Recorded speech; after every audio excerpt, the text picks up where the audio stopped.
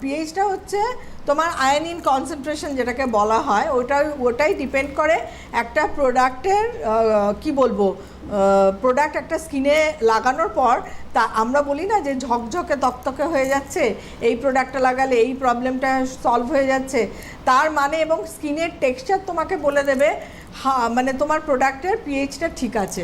এবং pH balance যদি থাকে প্রোডাক্ট, সেই প্রোডাক্ট লাগালে সেটা ফেস ওয়াশ হতে পারে, সেটা টোনার হতে পারে, সেটা ফেস প্যাক হতে পারে, সেটা হেয়ার অয়েল হতে পারে, সেটা যা কিছু হতে পারে। মানে pH is very important for like all the products. যেরকম অয়েলের ক্ষেত্রে বিশেষত দেখা হয় র্যানসিডিটি মানে একটা তেল র্যানসিড হয়ে যায়। যেরকম আমরা বলি না তেলটা ভাজার সময় যে পুড়ে গেল, যেই তেলটা র্যানসিড হয়ে গেল, সেটা আর দুবার ইউজ করার শরীরের জন্য মোটেও ভালো নয়, বিষ খাওয়ার সমান। মানে একটা তেলে দুবার, পোড়া তেলে যদি আমরা 2-3 বার করে ভাজাভুজি করি, সেটা ইজ ভেরি ব্যাড।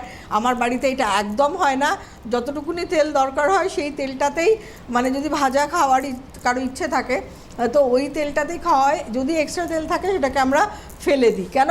আমি জানি সেটা শরীরের ভিতরে আমাদের অনেক ড্যামেজ করে দেবে, আমাদের ফ্রি র্যাডিক্যালস ড্যামেজ করবে, এবং যত আর্থারাইটিক প্রবলেম বলো, ক্যান্সার টাইপ ডিজিজ বলো, এগুলো কিন্তু এখান থেকেই আমাদের আস্তে আস্তে মানে চলে আসে। আমাদের তারপরে ধরো অনেকে আছে ফ্রিজের বাসি খাওয়া, এইটা কিন্তু একদম, আমার মার যখন ক্যান্সার হয়েছিল তখন ডক্টর একদম মানে স্ট্রিক্টলি বলে দিয়েছিল আপনি কিন্তু ফ্রিজের খাওয়া কোনো সময় খাবেন না। সেটাই কিন্তু এত বছর, আমার মা 34 বছর হয়েছিল, তো আজ মেনটেন, শুধু না, আজ কিন্তু এখন ডক্টররা বলে যে ফ্রিজে রেখে ওইটা 2-3 বার করে গরম করে। কেন আমি বলছি, আমার প্রোডাক্টের ক্ষেত্রে এবার চলে আসছে আলোচনাটা। আমরা প্রত্যেকটা প্রোডাক্টের যে টেস্টিং প্রসেসগুলো হয় সেগুলো কিন্তু বিভিন্ন মাধ্যম রয়েছে।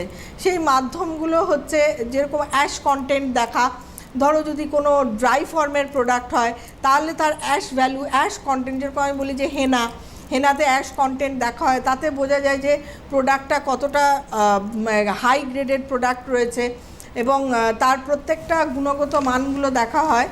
তো সেক্ষেত্রে আমি সবসময় বলি যে আমরা খাওয়ার দিকে যতটা লক্ষ্য রাখবো, আমরা এক্সটার্নাল অ্যাপ্লিকেশনের দিকেও ততটা লক্ষ্য রাখবো। আমাদের স্কিনটা কিন্তু ততটাই আমাদের মানে কি বলবো, আমাকে রিব্যাক করবে। আমি যেভাবে, তোমার নাতনিকে তুমি যেভাবে কেয়ার করছো না, এই যে অরিশ প্রোডাক্ট দ্বারা তুমি বুঝতে পারবে নাতনি যখন ধীরে ধীরে, গ্র্যান্ড ডটার যখন ধীরে ধীরে বড় হতে থাকবে, ওর এই যে জন্মেছে যত সুন্দর ত্বক নিয়ে, সেই ত্বকটাকে ঘষা মাজা করতে করতে কিন্তু আরও সুন্দর, কেন একটা লাবণ্য তৈরি হবে, এবং সেটা কিন্তু যখন ওর ফুল এজ আসবে তখন কিন্তু সেই দ্যুতি কিন্তু ছড়িয়ে বেড়াবে।